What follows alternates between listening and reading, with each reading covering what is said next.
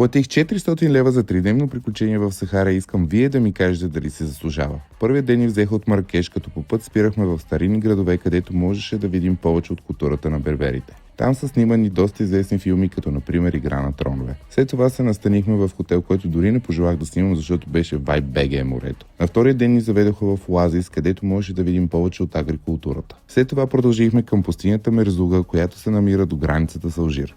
Честно да ви кажа, по едно време мислех, че ще поудея в този автобус от толкова часове път.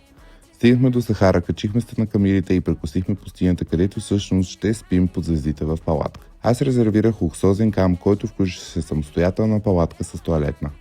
Вечерта имаше музика и хората се забавляваха покрай огъня. Но сутринта в 5 часа сутринта потеглихме обратно по тъмно. Доста хора се страхуваха да го направят и се отказаха, защото е тъмно, а аз единственото нещо, което си мислих, е дали мога да пуша на камилата. След това се качихме на автобуса и потеглихме наобратно към Маракеш за 10 часа път. Според вас заслужаваше ли си целият този път за тези пари и бихте ли го направили?